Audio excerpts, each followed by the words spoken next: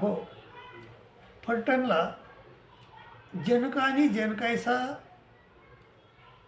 नावाचे ब्राह्मण कुटुंब होतं. जनक आणि जनकायसा त्यांच्या उदरी परब्रह्म परमेश्वर अवतरले. त्यांचं नाव होतं श्री चक्रपाणी उर्फ चांगदेवराव. तर ते म्हणजे माहूरच्या यात्रेनिमित्त लोकांबरोबर पोह्याबरोबर आले माहूरला. आणि माहूरच्या दाट झाडीतून एक वाघ निघाला आणि त्या वाघाला बघून सर्व यात्रेकरू पळापळ झाली. पण श्री चक्रपाणी महाराज एका जागेवर बसून राहिले.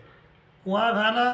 वाघानं चक्रपाणी महाराजाच्या डोक्यावर हात ठेवला आणि तोंडाला तोंड लावलं आणि पर आणि आवर शक्तीचा संचार केला. पर म्हणजे ब्रह्मविद्या, आवर म्हणजे 81 कोटी 6,10 देवतांच्या विद्या. ह्या दोन्ही विद्याचा स्वीकार तर चक्रपाणी महाराजांनी केला. दत्तात्रय महाराजांकडून घेतले त्या दोन्ही विद्या, परंतु पर आच्छादली आणि आवर प्रगट केली. त्यामुळं त्यांना पर आच्छादनीचा औरदृश्य अवतार म्हणतात.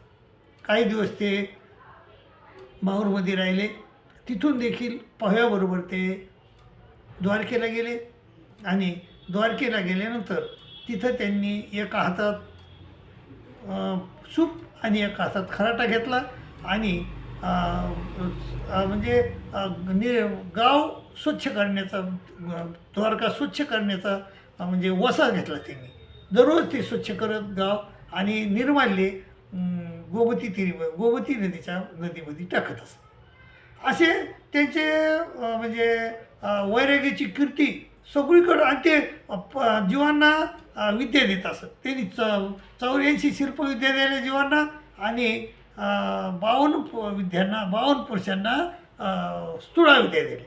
तर बाबा असं विद्यादानाचं आणि सगळी कीर्ती त्यांची पसरली. आणि ती कीर्ती ऐकून एक कामाख्या नावाची वेश्या आली आणि तिनं त्यांना शरीर सुखाची मागणी केली. श्री चक्रपाणी महाराज म्हणले, आम्ही श्री दत्तात्रय महाराजाचे अवतार आहोत. आम्ही ही तुमची मान्य करीत नाही. आम्ही तुम्हाला शरीर सुख देऊ शकत नाही. आणि मग तरी ती त्यांच्या मागत लागली. मग श्री चक्रपाणी महाराज एका मागं 7 मंदिरं होते. त्या 7व्या मंदिरात जाऊन बसले. आणि मग तरीही ती बाई तिथं आली.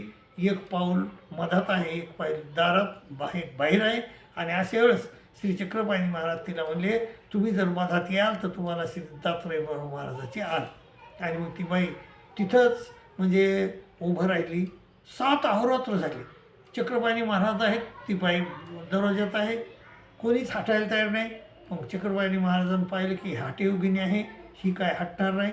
म्हणून त्यांनी आपला देह सोडला, पूर सोडलं, मायापूर सोडलं. आणि तिकडं भडोज नगरीमध्ये विशाळदेव नावाचे प्रधान होते. त्यांचा मुलगा हैपाळदेव हा मृत झाला होता. आणि त्या मृत झालेल्या देवाला स्मशानात आणलं होतं. आणि स्मशानात आणल्यानंतर त्या हैपाळदेवाचं आता त्याला दहन देणार. एवढ्यात गावातले लोक म्हणले की बाबा तुम्ही शेवटचा पुत्र मग बघा. आणि मग विशाळदेव पुत्र मग बघायला गेले. आणि त्यांना काय दिसलं, श्री हैपाळदेव जिवंत झालेले दिसले, डोळे उघडलेले दिसले. आणि मग पुत्र जे आला असं ते मोठ्यानं ओरडले. सगळे लोक आले. त्यांनी पाहिलं की खरंच हैपाळदेव जिवंत झाले होते. आणि मग हैपाळदेवाला वाजत गाजत गावात आणण्यात आलं. दान धर्म करण्यात आला. गुढ्या उभारण्यात आल्या. आणि मग श्री चक्र ते हैपाळदेव बरेच दिवस मग तिथं राज्य केलं त्यांनी. पण आता अवतार धारला कशासाठी? जीवाच्या उद्धारासाठी. तर मग हे कार्य तर करावंच लागेल. त्यामुळे त्यांनी काय केलं, तिथून कसं निघावं, तर त्या निघण्यासाठी त्यांनी व्यसन स्वीकारलं. व्यसन हो अंगीकार करी स्वामी, आत्मा रामी हार शिकरून मग हे हरू. मग हार स्वीकारून आले. आणि त्या बाईला त्यांची पत्नी होती, त्या पत्नीला म्हणले की तुझे दागिने दे. मग ती बाई म्हणली मी दागिने देणार नाही.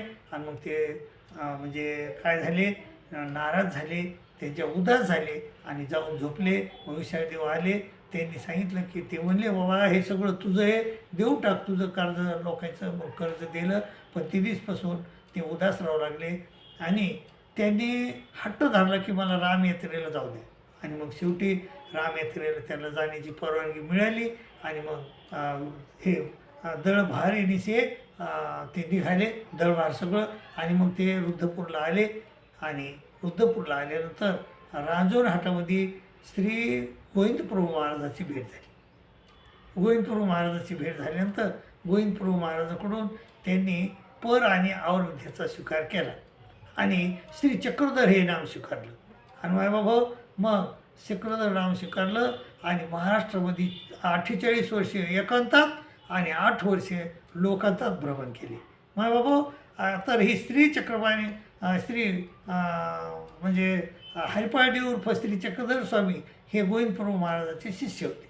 आता गोविंदप्रभू महाराजाच्या भेटीला श्री चक्रधर स्वामी किती वेळेस गेले हे मी आज तुम्हाला सांगणार आहे. मायबाबा पहिल्यांदा तर मी तुम्हाला सांगितलं. आता ते म्हणजे याच्याहून निघाले, भडोचून निघाले, रुद्धपूरला आले आणि रुद्धपूरला आल्यानंतर त्यांची रांजोर घाटात भेट झाली.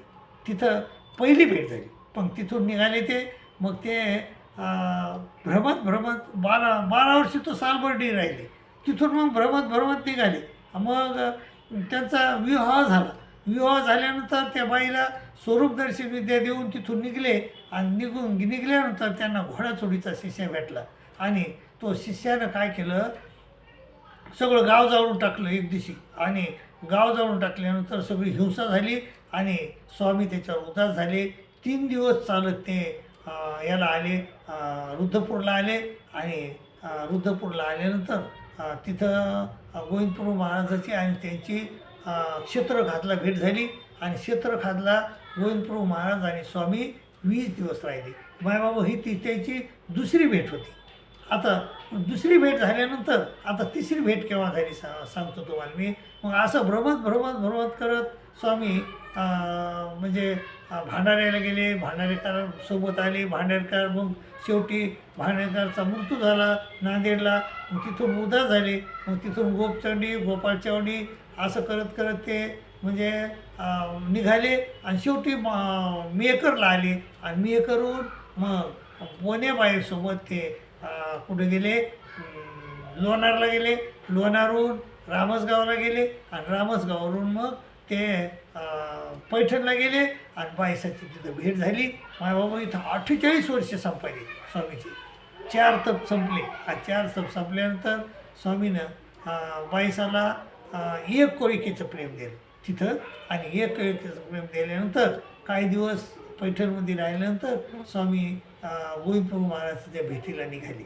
आणि कोण निघालं, बाईसा, श्री चक्रधर स्वामी महाराज आणि हंसराजू आणि चांबेवट असे 4 जण निघाले. आणि मायबाबा रुद्धपूरला आले. आणि कुठं भेट झाली, रुद्धपूरमध्ये भेट झाली. आणि रुद्धपूरमध्ये भेट झाल्यानंतर गोविंदप्रभू महाराज हे राजमठात राहत असत आणि स्वामी भैरव बुर्जावर 20 दिवस राहिले. मायबाबा ह्या 20 दिवसामध्ये अनेक लीळा घडल्या. तर ही तिसरी भेट होती मायबाबा. आता याच्यानंतर स्वामी पुन्हा याला वेरूळला आले. वेरूळला बरेच दिवस राहिले. पुन्हा मग इकडं पैठण डोबेग्राम अशीच त्यांच्या चक्र झाल्या. आणि शेवटी स्वामी बेलापूरला आले आणि बेलापूरहून उत्तरापंथी निघून गेले. अशा प्रकारचे मायबाबा ह्या गोविंदप्रभू महाराजाच्या आणि स्वामीच्या 3 भेटी झाल्या. तर ह्या भेटी आपल्याला माहीत पाहिजे. त्या भेटी आपण हृदयस्थ करून घ्यायला पाहिजे आणि आपल्या हृदयात ठेवून आपल्याला ते नेहमी माहीत पाहिजे की स्वामीच्या त्याच्या भेट केव्हा झाली, किती झाल्या आणि कुठं झाल्या हे तुम्हाला सांगण्याचा मी प्रयत्न केला आहे. मायबाबा तुम्हाला आवडलंच असेल तर अशी मी अपेक्षा करतो आणि त्याचबरोबर तुमची रजा घेतो. दंडोत प्रणाम, दंडोत प्रणाम, दंडोत.